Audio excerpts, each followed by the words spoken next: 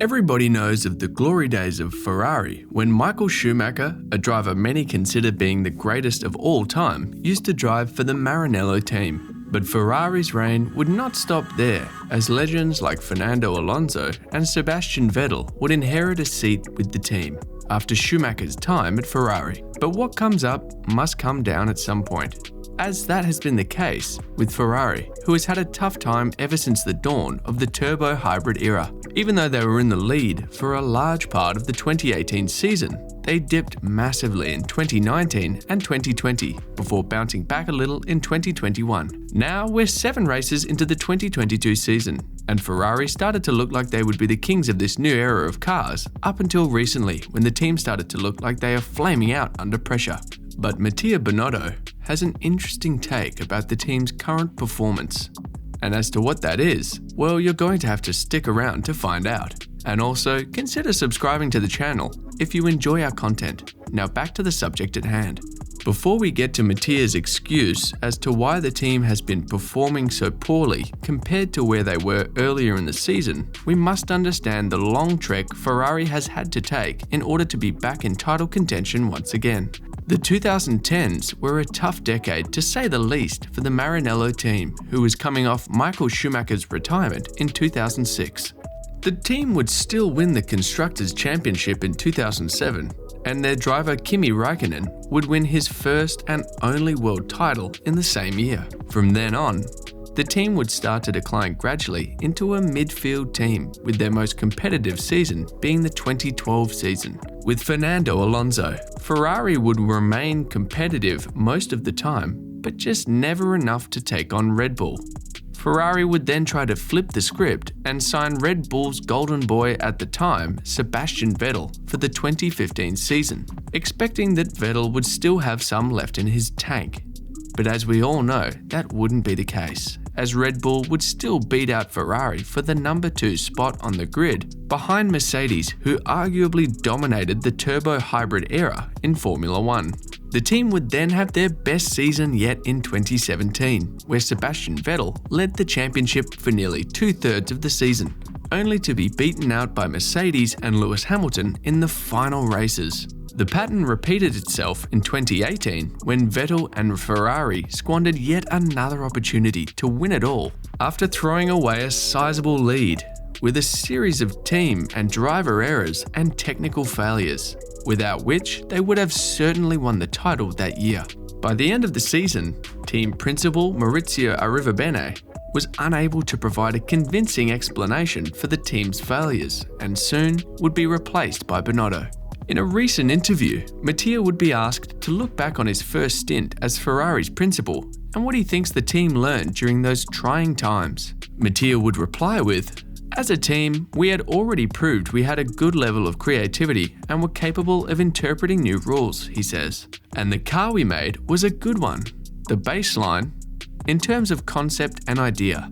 As a matter of fact, in the following years, the other teams copied our solutions. When I jumped into the role of team principal, I said it was a very young team. It was not that we were a young team in terms of age. I was 50 at the time, but we were young in our roles. We needed to build that experience. What we lacked in 2017, 2018, and 2019 was that we were not capable of developing the car. We were good in terms of potential, but green in terms of experience and tools." 2019 would be an eventful year for the Maranello team, to say the least, with Ferrari's chassis not being as good as it had in the previous 2 seasons. But an engine with an enormous amount of power enabled their new driver, Charles Leclerc, to take 7 pole positions, at some point winning the team's 6 races in a row. This would cause their rivals to raise eyebrows and take the case to the FIA, who would announce that it had a private settlement with the team and admitted that they had suspicions on Ferrari's engine and the legality of its design. Binotto would also ask about this in a recent interview, saying, "That's in the past. I prefer not to talk about it anymore." However, what we were doing at the time was pushing somehow the line of interpretations. As a matter of fact, it wasn't illegal, or we would have been disqualified. The 2020 season would be a rough one for the Maranello team, finishing 6th in the Constructors' Championship which would make the team cut ties with Sebastian Vettel and place their future on a young driver, pairing of Charles Leclerc and Carlos Sainz. 2021 would see the team taking a step forward amongst the midfield competition, finishing the season in third with 5 podium finishes in the season. And now into the 2022 season, where it is about to be race weekend in Azerbaijan, with Ferrari trailing Red Bull in the Constructors' Championship by 36 points. Binotto believes that the team is exceeding its expectations coming into the season, saying, "We set our objectives to be back competitive in 2022, so our objective is to be competitive, not to win the championship. And it would be completely wrong to turn that into, let's try and win the championship because we are so competitive. Being competitive is one fact. Becoming world champion is another level of task. Saying that is maybe to take off some of the pressure of the team. But also, I think it would be wrong as management to change objectives from the ones we gave them. No doubt, what we intend to do is try to open a cycle, become world champion, and not only once, try to stay there. But I think it will take time. Our internal mindset is still we need to improve as a team to be capable of winning a championship. It doesn't mean we will not do it. Maybe we will do it as soon as possible, but we are conscious of the fact that it is more than only being competitive. The ambition is there. Each single person working for Ferrari has the ambition. I don't think I need to remind them. More importantly is to let them focus on our process of continuous improvement. So each race is an opportunity for lesson learned review and to build to do something better. And it is important to stay focused on each single race. We are not looking at the classifications.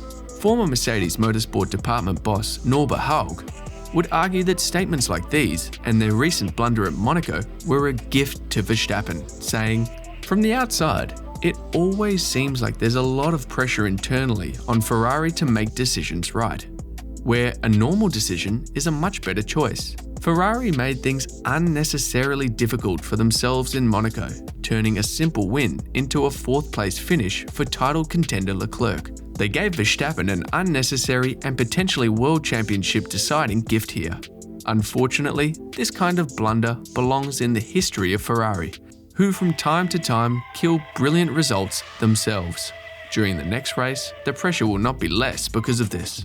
Looking ahead to Baku, this race will undeniably be a crucial one for Ferrari, who have to at least have both of their drivers finish the race and finish within the points bracket if they want to somehow stay at Red Bull's heels in the championship.